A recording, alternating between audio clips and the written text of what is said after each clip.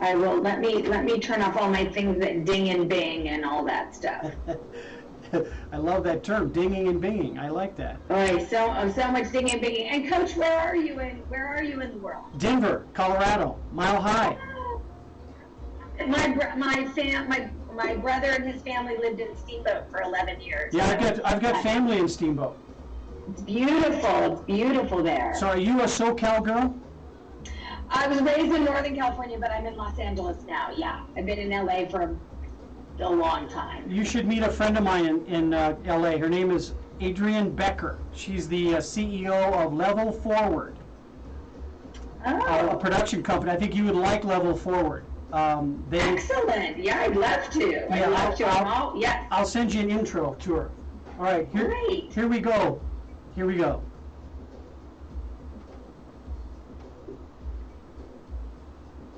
Well, good morning, everybody. As you know, I've got certain technical challenges I have, and one of those is turning down the volume when you need to turn down the volume. So volumes are turned down and then volumes are turned up. Looking good here on a morning in Colorado, wonderful Denver, Colorado, where every Friday at 11 o'clock Mountain Standard Time, we talk about performance issues and offering you strategies about how to be better at being you. Not really trying to change you much, just offering you thoughts about how to get better at being you. As my daughter would tell me, Dad, be your best self. For the longest time, I didn't know what she meant by that. I am who I am, girl. I'm right here in front of you. I am my best self. Well, with that message in mind, I'm going to ask you questions like this. When do you find yourself kind of disheveled, cluttered, if you will, and just want to kind of leave that space because it's got the better of you? But then when you return, it hasn't changed. The clutter is still there. Well, look, I've got athletes and executives from all over the country, and in some cases all over the world, that's their modus of operating, is they leave it. They just don't come back to it because somebody picks up after them. What is that? That's not dealing with the problem. But at some point in their life, I'm sure they have to deal with the problem, the clutter that's left behind by their behaviors. Well, we're going to talk to a declutter expert, Tracy McCubbin. She's going to join us in just a minute. But I want to say good morning to all of you, and I'm going to ask you to think about, what are you grateful for? Because I'm grateful for the coaches and friends that have been in my life that have made me better at who I am and have supported my goals. One of which is dealing with the condition of my desk. When you walk into my office, I know exactly where everything is. They don't necessarily think that's true when they look at the top of my desk. So I'm going to admit it openly. I have clutter.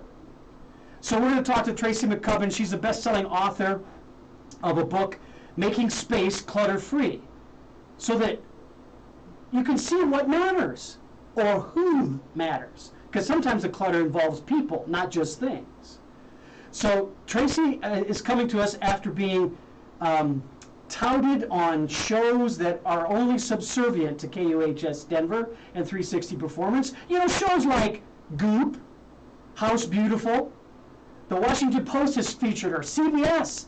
And I'm sure that there's a few, other shows in that NBC network genre that might have captured her, but none like we're going to capture her today. So welcome, Tracy McCubbin, to 360 Performance and KUHS Denver. Glad to have you with us. Hello, Coach. I'm so happy to be here. I am a big fan of Denver. I spent a lot of time there. I love that city. My family lived in Steamboat. We're a big ski family, so Colorado's deep in my heart. Well, deep in my heart. I am so glad to hear that. But you mentioned ski without asking about or saying snowboard, because snowboarding is me. Yeah, and just for my family, we're skiers. We've always been skiers. My dad put my brother and I on skis starting at 2. My nieces and nephews, the same thing. So we're just a ski family. I love the snowboarders, but, Just remember, don't ever ask a snowboarder who's below you to come with you to another trail, because we can't go back up the hill as easily as you might. That's only my only warning. I've been asked to do that too many times by skiers. No, Now, Yes, exactly. And I love that you started you started this interview with what are you grateful for? well, please, that's my next question. Tell me what you're grateful for. Well, I'm very grateful. I just got engaged. Congrats. So I met the great love of my life later in life. We're a little bit older. And I'm very grateful for him and the life that we're making together. I'm grateful for my job. I'm grateful that I have a roof over my head. I'm grateful that my family and all my employees got through COVID without getting sick. So I have a lot to be grateful for. Yeah, I think that's a good testament to, and for a lot of us now that we're a few months post 70% of the population vaccinated and hopefully growing stronger. But I also want to point out to you that, love has no age. No. And Coach, you'll love this. The great cosmic joke is that the universe handed me my great love, and he's very messy. Oh, see, there you go. He is his own example of what is the right thing to do. You can train him into learning. I'm being tested on what compromise means, as what my goals for someone and their goals for themselves. So I have been having to walk the walk. I love it. Of the talk I talk. Stretch the paradigm. Yep, exactly. You started Declutterfly back in 2006. How have things changed since you started the organization that you call Declutterfly? Yeah, things have changed a lot. Amazon has made clutter so much worse. The ability to buy and have things delivered by a drone to your doorstep the next day. I'm seeing such an increase in shopping.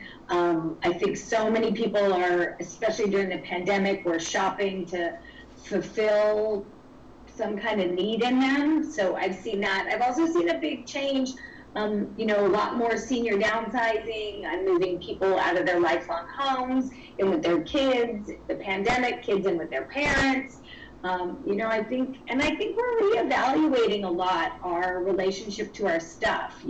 How does this affect climate change? How does it affect our happiness? How does it affect our performance? I talk to people about this all the time. If your closet is a disaster and you get up in the morning and you're heading out to work and you're already starting the day stressed out because you can't find the clothes you want to wear or you're digging through a laundry basket, you put yourself at a disadvantage to the day. So, am I talking to you? Talking to no, you? You're talking the language I speak in different terms with my athletes because, or anybody on a performance issue, because anything that takes you away from the focus of what you want to accomplish, that distraction, that use of time, isn't towards the obstacle of your desire. Whether it's a person, a thing, money, whatever it is. So if you, like you said, if I have to stop and go through a laundry basket, or I have to stop and move stuff out of my way to get out the door, that's that amount of time not being directed towards the primary objective. Exactly. And for me, my goal for people is I'm not a minimalist. I don't preach minimalism. If that's how you want to live, of course, I think it's very difficult, but, great. What I want is people to be happy in their life, successful towards their goals, be able to connect with friends and family, and so what happens is clutter gets in the way of all that. If your dining room table is so cluttered that you can't eat dinner with your family there every night, that has a direct impact on your happiness. That has a direct impact on your connectivity. That has a direct impact in what are the goals for you, your family. Even if your goal is, I want more free time. Your goal could be, I want to run in the 5 mile in the Olympics, or I just want more free time. But clutter gets in the way of the goals we want to accomplish. So you've mentioned a couple of words. Now, I'm old enough to look at clutter as my grandmother would say, you're messy. Or the other word that was great from my aunts was disheveled. Okay, I'm disheveled. My shirt's not tucked in. I was back in the day where it was button up, shirt tucked in, the what they call fades now, but buzz cuts, You know, everything was in order. There was an order to everything. But at that being said, though, I made my bed every morning because I was told to, and it became a habit. So what's the vocabulary you're using to surround defining clutter and the declutter vocabulary? And are we creating habits? That's such a great question. So for a lot of people, there's a ton of shame for exactly what you're talking about being cluttered. You're messy, you're disorganized, you're a disaster, you're a pack rat, right? There's all this negative stuff around it. So people are coming at it like, you know, I'm a bad person. Now, if being organized doesn't come to you naturally. A lot of people have challenging spatial relationships.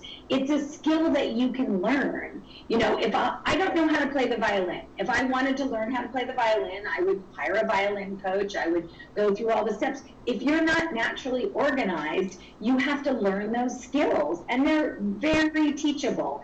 And the thing is that you have to remember. So the way I describe clutter is I say clutter is the stuff, the literal stuff, that gets in the way of the life you want to be living. Oh, I like that. I like that a lot. So let's say, here's a great one for all the people in Denver. Let's say what you'd really like to do this winter is be able to park your car in your garage. But you can't because your garage is so full of, you name it, that's clutter. You can't park your car in your garage, make your car last longer, have it warm in the morning on a snowy day because your garage is full of clutter. So that's my definition of it, the stuff that gets in the way of living the life you want to be living. Do you spend 10 to 15 minutes every morning looking for your car keys, right? That gets in the way of getting out the door on time. That sets you up for a stressful, disorganized, disheveled rest of your day. So Tracy, can being cluttered in whatever degree it might be detrimental?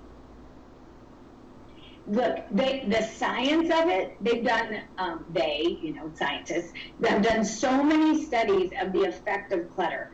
If you live in a very cluttered house, it jacks your cortisol, so it puts you into constant fight or flight. You stress because your brain can only process so much. You know, if you look at people like Einstein, Barack Obama, all these different people, they used to wear the same thing every day. Every day. When Barack Obama was president, he wore a black suit or a gray suit and a white shirt. And what he said was, I don't want to have to make that decision. I don't want to add another decision to my plate because I'm making very important decisions. So every piece of clutter in your home, everything you have to move out of the way, you're adding another decision to your plate. So my point is, if you can take that clutter away, you're freeing up your brain to decide the really important things. I'm also hearing you say, by your examples of those individuals, that there's a degree of clutter that's matched up to me.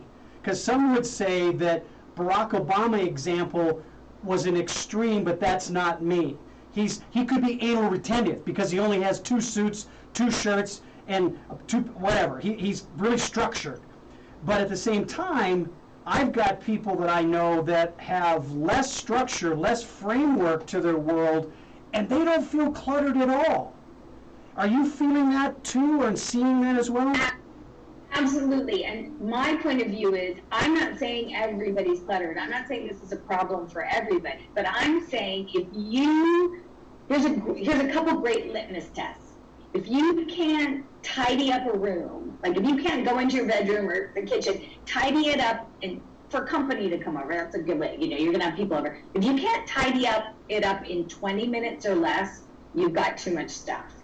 If you start to feel like your stuff owns you and you don't own your stuff, right? So if you're like, I'm paying for all these storage units for things I haven't looked at in years. I have a room in my house I can't go into. When there starts to be a real cost financially, physically, emotionally, that's when it becomes clutter. So there's no, again, I go back to this, like, I'm not saying, like the way I live in my house and the way a ton of my clients live is very different.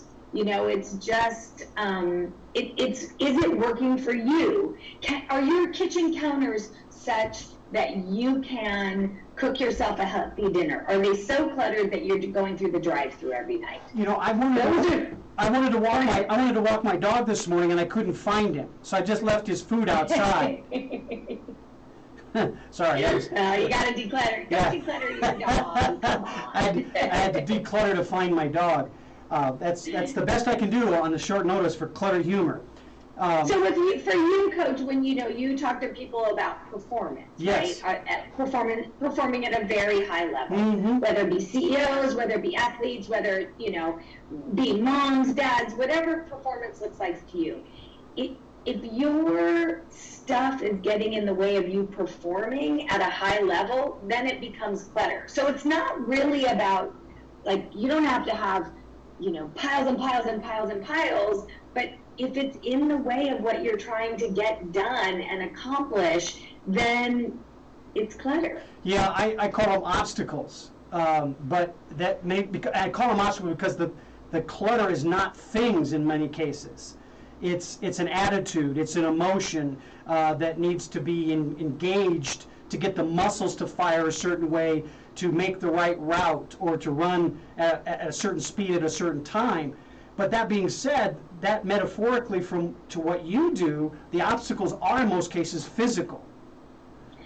Well, I actually, there is a level of physical, but then underneath it is emotional. So in my book, Making Space Clutter-Free, I call them the 7 emotional clutter blocks. See what we did there? Did you like that? Did you see what we did there? I'm so proud of myself. I studied to make that synergy, that connection to the book. Right to the book. I love it. You know what? You just lobbed that softball at me, and I saw it right down the line. I was like, I got this, Coach. I got this. Well, continue. Just pardon the interruption. So, after working with so many clients, thousands and thousands of clients can't even do the math anymore. The thing I noticed is that we all write these stories about our stuff. Our stuff comes to us with no meaning, but we write these stories, we give it all this meaning, and because of that meaning, we can't let go of it.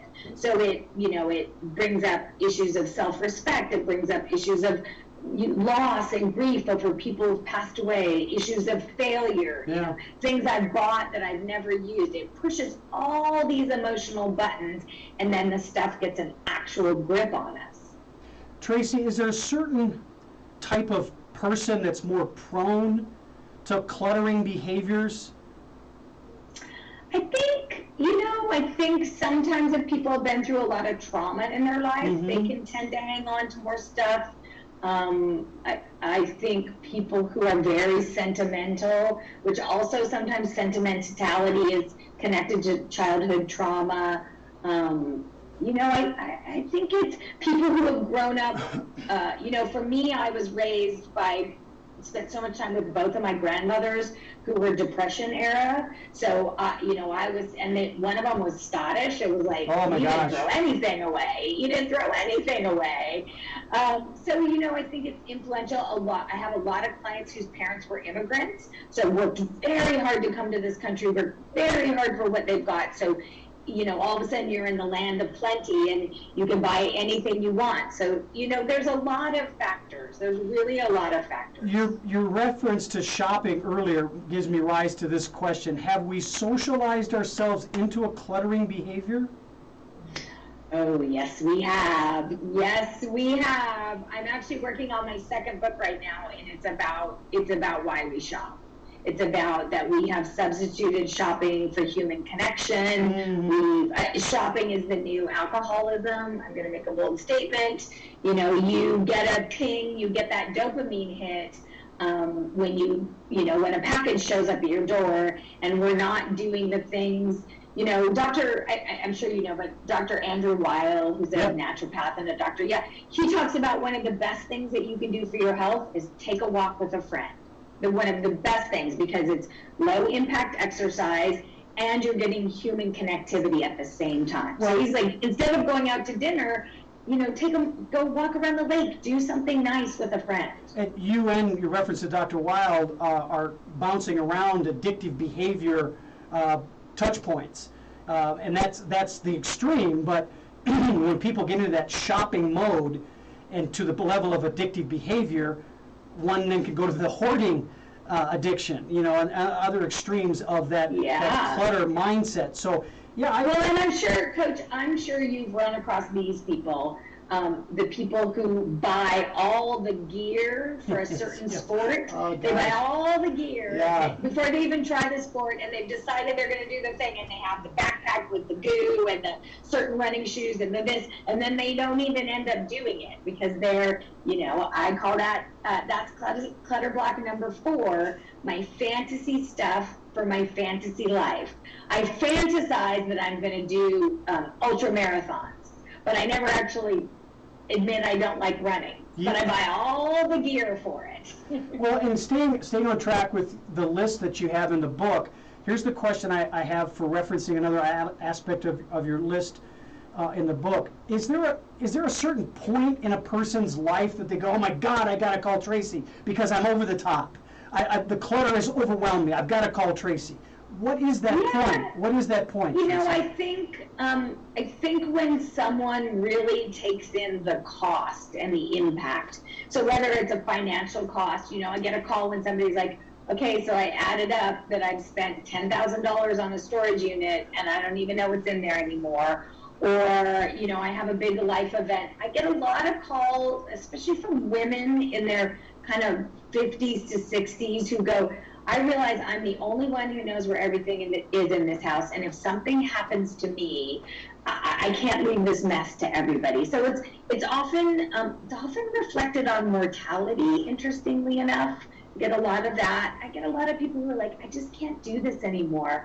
I'm unhappy. I'm not sleeping well. I'm super stressed out. Like I can't live this way anymore. So it's really, I really see people when they're making big life changes. So here's a motivation for decluttering that I saw in a movie the other day, The Heights. If you haven't seen The Heights, please watch The Heights. Oh no, I think we're going this weekend. I'm so excited. See The Heights. So I'm not going to give it away, but at a late part in the movie, the key figure in the movie finds a curio box of his grandmother who passed away, and he's getting ready to leave the country, or so he thinks.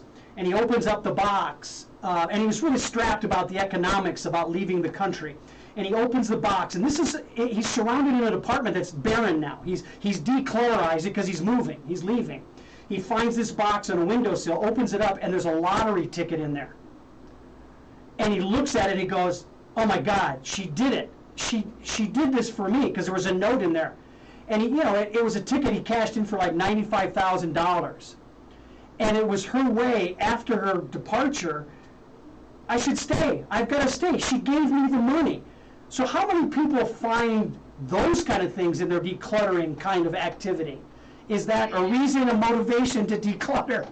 Yeah, we've found a fair amount of cash. We've found a big giant a bag of gold coins. We found so much of his old traveler's checks from people who are like, I wondered where that went. Yeah. We found a lot of lost things, wedding rings, watches, but more often than not, what we find is people are like, I don't even need all this stuff. Why have I been hanging on to it?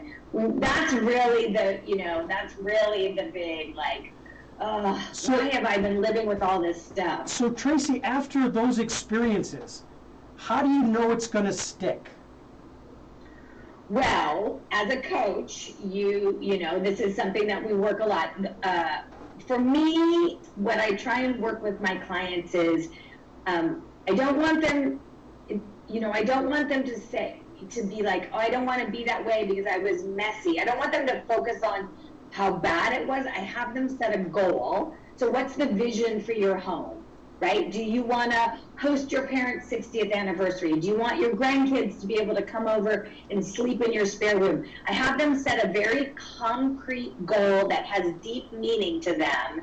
And so that every time they start to go off track a little bit, they bring it back to the goal. Right? So it's not about here's how you were wrong before, it's here's how good it feels moving forward. I have a private Facebook group and I go live every Wednesday night, and so much of that group is people sharing their challenges and doing different spaces, and we always go back to how did it feel when you walked into a space that was decluttered? For you, how did it feel when you won that race or ran those 10 miles or, remembering getting that feeling of being decluttered in your muscle memory, right? That oh, I feel less stressed. I feel better when I don't have all this clutter around. So let's put this in my body so that I can always return to it.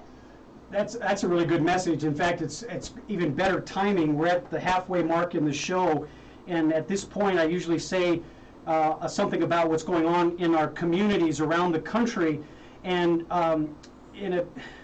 it's sad, but at the same time, I want to extend an optimistic thought to those people in Florida in Seaside and the families that are waiting for the clutter to be removed so they can discover the condition of their family member. Regretfully, it's long enough into the cycle that there's not a lot of optimistic thinking that we're going to be having about life going forward with some of those family members. But that being said, it's also a message to every one of us to be aware of our surroundings and not wait to make the necessary changes to improve the quality of our life. If one could have addressed the issues that were brought up years prior in that building and addressed them in a way that would have been preventative, we may have avoided this catastrophic event and the loss of life that it's created. And I say that with the duality of the thought, that there's optimism and yet the tragedy and the emotions with that tragedy. But if one can practice thinking about what I can be after I declutter, we can also think about what I can be after the catastrophe and after the loss of a loved one by being optimistic. Coach, I work with so many people. It's a big part of my business is helping people declutter after someone in their life has passed away. So, parents, partners, wives, husbands, it's probably 50% of my business. And one of the things that comes up a lot is that the people who are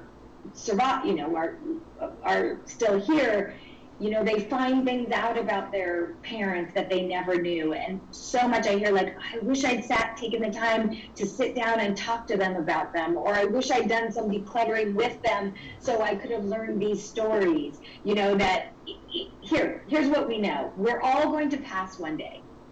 Yeah. It's just until we figure it out, we're all going to pass. So instead of pretending it's not going to happen, maybe start to prep for it. I have a lovely client who's 94, bless her heart. She's a dear friend. Been working with her for years.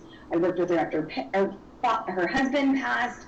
But she had, last time we were down there, she had all this big fancy jewelry from when she was living that part of her life. And she wanted to give it to her nieces and her granddaughters.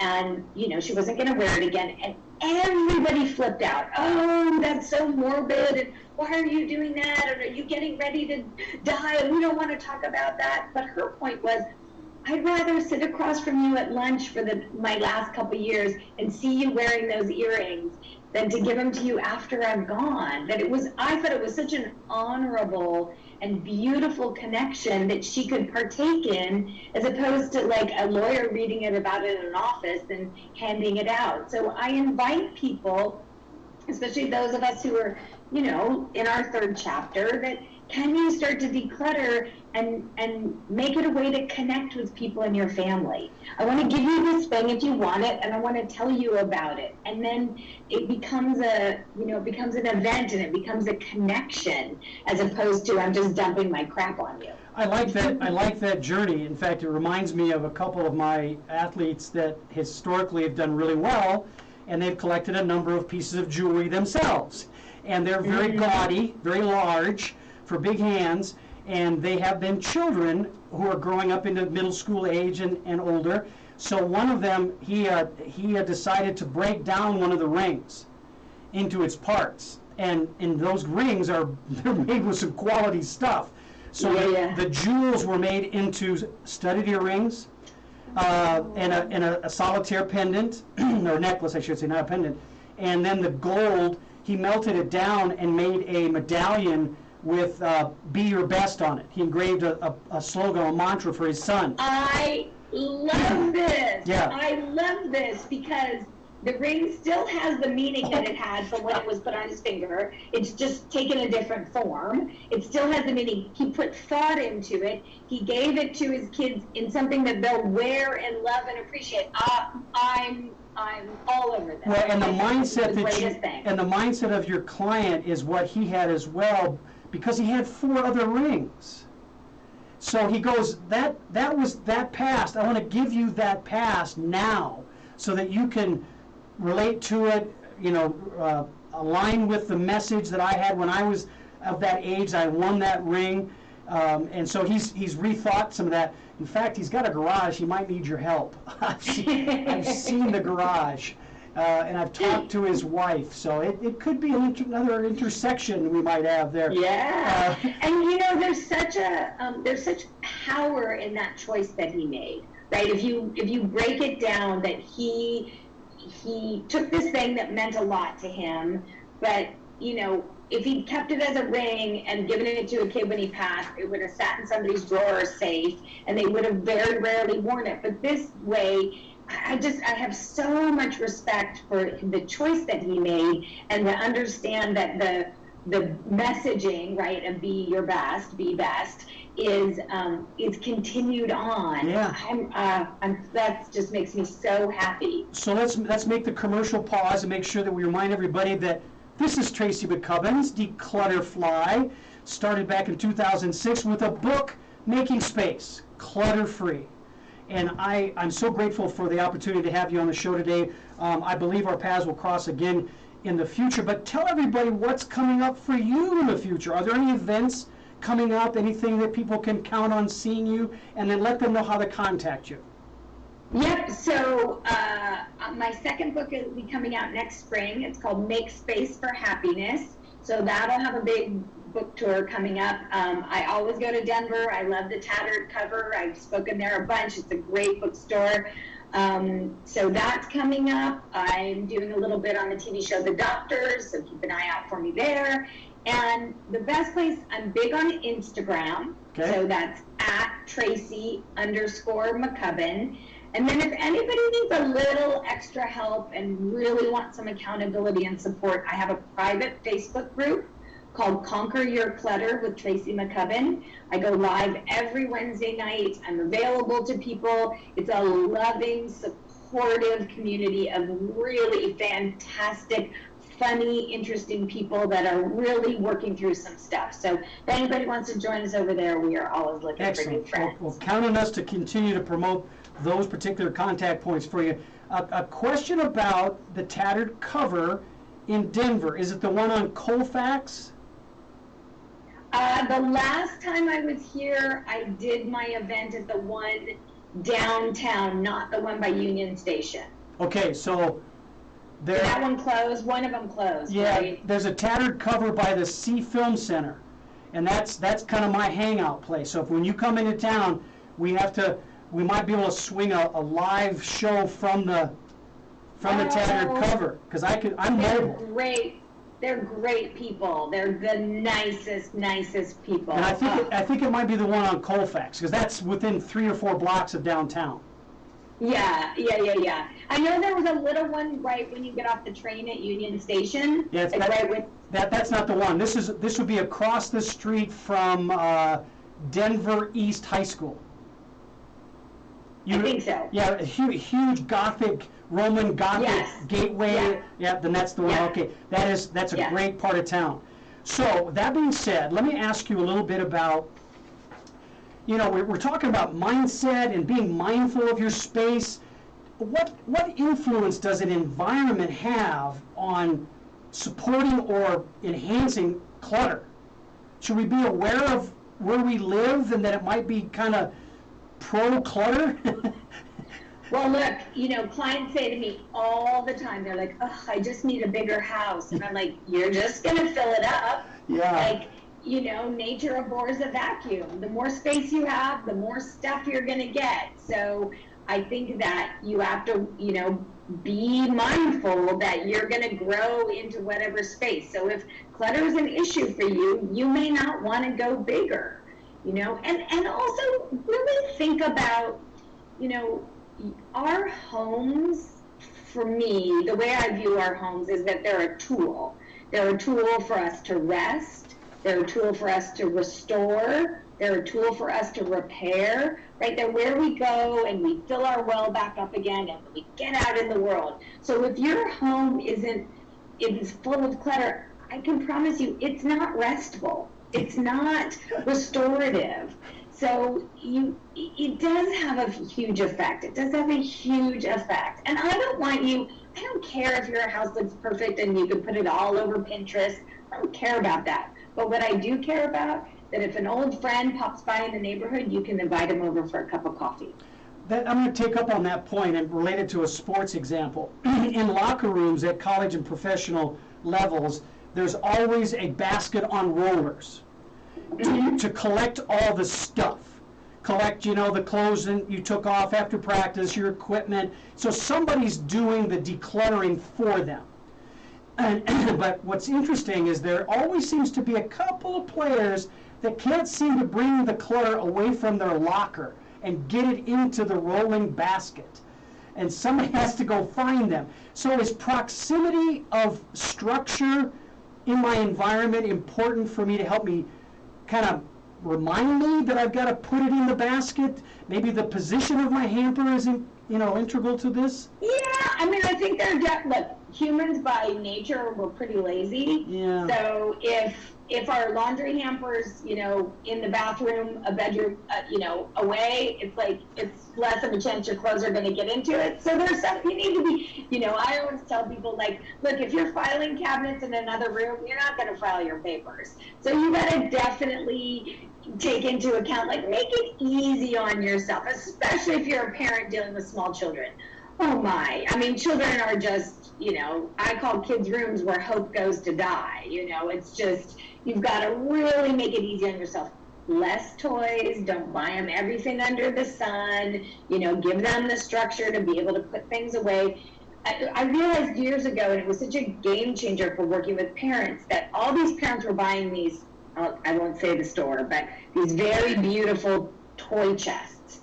But the lid of the toy chest was so heavy that these little beings couldn't get it up. And the parents were like, I don't know why they're not putting things away. And I'm like, because, let's get some softy baskets. Let's teach them to, make it easy for them. And I think in terms of your locker room example, I think people don't understand, right, that has an effect, right? That if you're going to play a big game and you open it up and it's a big mess, I think that's gotta show up somehow. Yeah, and it does. And in fact, those are some of the areas of argument I have with coaches, equipment managers, and the administration. Is that they ask me questions like, why are you honing in on the condition of the locker room? I said, because that's where they start their day. That's where they start their approach to the game. So. And here, Coach, here's something really interesting too. So and I talk about this with families all the time, right? That if one person's cluttered, and they're like, well, it's my house, and I'm this, and I'm that.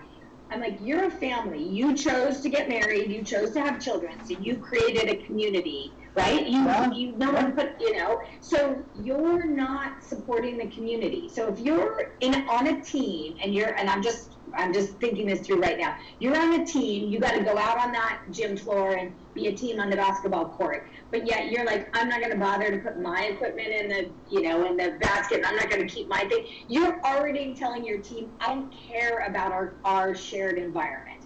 I don't care about me not bothered. I think it's going to set you up for not showing up for the team in a way that's really, when I see this in families, and like I said at the beginning, the universe has blessed me with a very, very messy person. And we have a lot of conversations about, where are the moments where I'm just trying to do it my way, and where are the moments that it's like, no, this is affecting our home. You can't find things, so you're running around like a chicken with your head cut off, getting upset, and that sets the tone for our day. If you always put your keys in the same place, you can find them and we won't be having this conversation. Well, and you're right on target. Whether it's a family team, an athletic team, a corporate team, behaviors that you have around the water cooler, in the kitchen, in the bathroom, will extend themselves into behaviors that don't necessarily ingratiate yourself with others to want to support you. You won't get the ball passed to you if you're not behaving in the locker room with them. You're not going to get the hug to start your day and make you feel good if you were duplicitous in a different way in the bathroom because you hogged the mirror in the morning. Well, I say this to parents. This is a conversation I have a lot with kids, especially preteens and teens. Like, I don't want to clean my room, and and then they're telling you what to do. And the thing I say is, like, look, first of all, if your room's clean, you know where everything is, so you don't have to go ask them to find something. You're giving yourself independence. And second of all, the most boring, tedious, awful, painful conversation, fight to have is over cleaning your room. So if you can keep your room relatively tidy, maybe not to the level that your parents want, but tidy enough, you take that argument off the table. Who wants to have that argument every day? Well, you're talking that time management is precious, especially on those issues. Let's move that time to key to happiness, Coach. Yeah. Time management, key to happiness. So with that being said, how soon would you recommend to start decluttering behavior management, the mindset? How soon? With kids? With anybody, yeah. Is it children? ASAP. Kids figure it out so fast. You've seen little babies who know exactly where their bottle is. Kids know. So the sooner you can get the fundamentals with them, like with like. So all their stuffies together, all their books together, all their this together, so they know where to get it and they know where to put it away at the end of the day. Because the reason for putting it away at the end of the day is so that tomorrow, when they want something, they know where it is. Look, Montessori schools, preschool, they start that at a super early age, and kids figure it out. Cleanup time, they know how to do it. And then they come home, and their parents are like, they don't ever clean up. They're like, well, they're doing it at school. That's on you, because they're doing it at school. So, Tracy, here's something I want to ask you about the differences between children, for example. Or, like you say, you've got your standard of clutter and your fiance's standard of clutter. There are little differences there. How do you appreciate the differences between each other when you start the decluttering process? Yeah, this is where I need to charge extra for marriage counseling with my clients. I think that the conversation we have a lot, and in my own house, is what are our common spaces, right? What are the spaces that we share that support us? We work very hard to eat healthy for us. So for me, a decluttered kitchen is really important because I want to cook food. I want to sit at a nice table. We try and have dinner together every night so we can connect. So that's a really important, space for us together. His side of the bed, his nightstand, I don't even look over there. It's, I just don't even look over there. We have separate bathrooms. He can do what he wants, Well, it's my bathroom is the guest bathroom. So it's really the communal spaces that support the best that our family can be. Yeah, my wife will stand in the doorway of my office, not enter my office.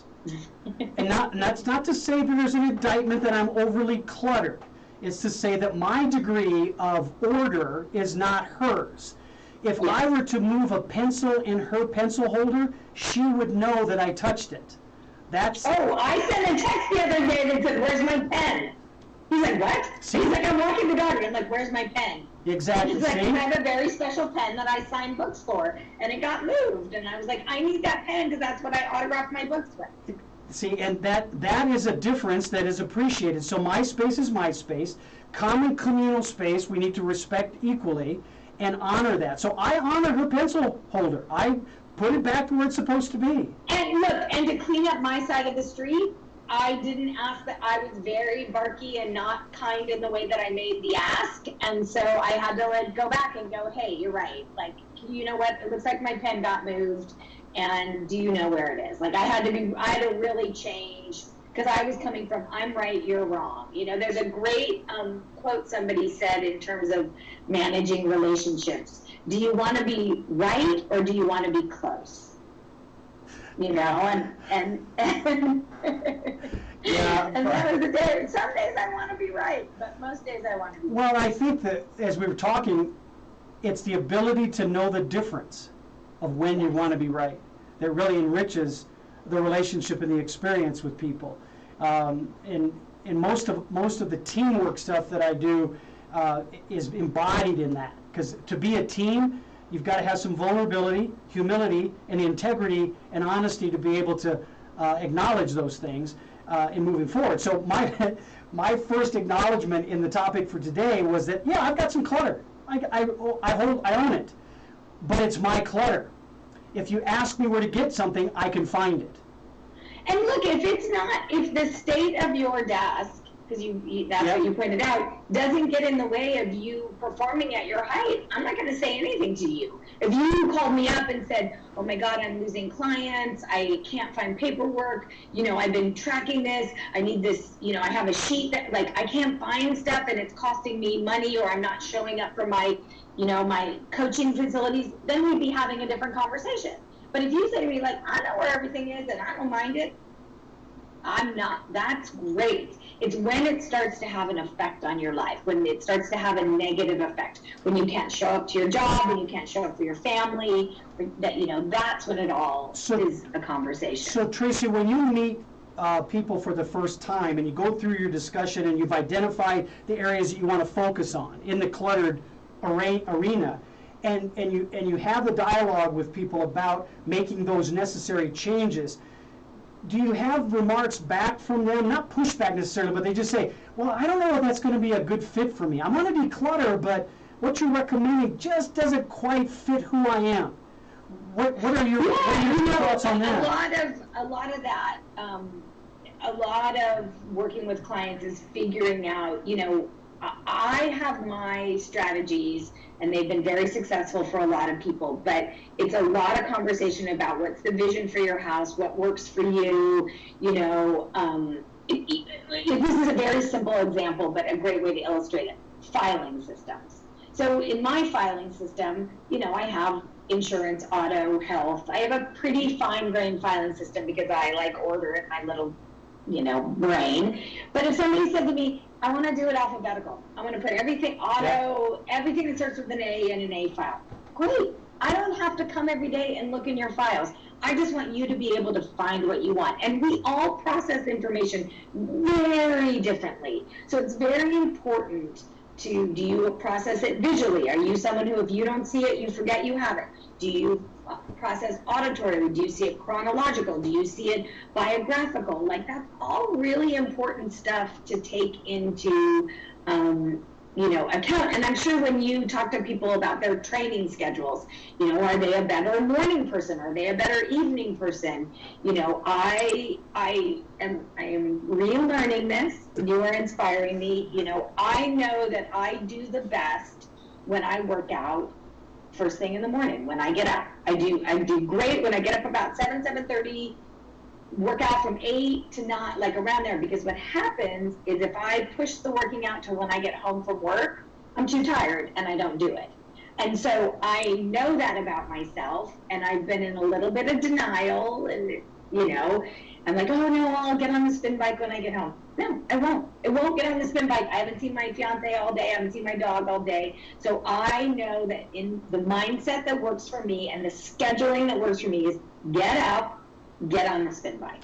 So as we move towards the close of the show, one of the things you're causing me to think about routinely is it's one thing to say I need to have Tracy in my life to help me with decluttering, but before they got to that point, it seems like they might have been just emotionally struggling, avoiding certain things, which is why the clutter is there. A lot of times people call me when they're in real crisis. A lot of processing of grief, a lot of sadness. There's a lot of, the loss of someone. So, but also I just look, the last couple of weeks, all I've been working with is longtime clients, families who are we gave up during the pandemic. We just gave up. I couldn't even deal with it anymore. So it's, and look, they were homeschooling 3 kids, and it was I was like, oh, let's just get back to reset. Let's get back to reset. So Tracy, are people finding their blankies through the pandemic and going back to the box and finding the blankie? Yeah, this pandemic was hard. Also, people were realizing that they were on Zoom meetings all the time. They were like, oh my golly, the whole world can see my office. Yeah, no kidding. All right, so once again, share with people the most frequent way to get a hold of you is through Instagram, is what I'm hearing, right? So give it. Yeah, Instagram, Tracy_McCubbin, and then my private Facebook group, Conquer Your Clutter with Tracy McCubbin. Awesome. Great ways to find me. My website is tracymccubbin.com. The book, Making Space, Clutter Free, the last book on decluttering you'll ever need. It's on every platform, almost every library. I know for sure the Denver Library has it. Almost every library's got it. There's an audio book. It's very easy to get. So will you be doing anything outside of your geography between now and when the book comes out? I think so. It's starting to open up again. I'm getting some requests for some speaking engagements, and so I think I'm going to start to be traveling a little bit, which is very exciting. Very exciting. I'm going to Salt Lake City next week to do a show for BYU TV, which I'm super excited about, and yeah, it's starting to happen again. Reminding everybody that this is KUHSdenver.com. You're listening to 360 Performance. We're streaming to you every Friday, 11 o'clock Mountain Standard Time, all over the world, people. So, Salt Lake City, BYU, go see Tracy if you're in the area. Check that out if you're in that Utah zone, because we will get to you one way or another through KUHSdenver.com and 360 Performance.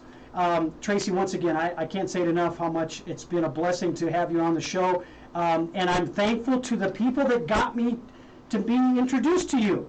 It was my first time, so I'm really grateful to them, and please share that with that team, as I will as well. Give me your thoughts on what you would like as a major takeaway for people in listening to the show today. I would like people to understand that their home should be a place that is restful, relaxing, useful, and shareable. And if your home isn't at least one or probably all those things, to take a look around and evaluate, is your stuff getting in the way of you being your best self? Thank you, Tracy. As we close the show, and remind you, Tracy, stick with me as I shut things off, and we'll say some off-air goodbyes. Everybody, have a great day today. It's a wonderful, extraordinarily cool and pleasant mile-high day in Denver, Colorado. We've had some rain that cleared the heat away and gave us this wonderful blue sky. So enjoy the day today. Have a great day.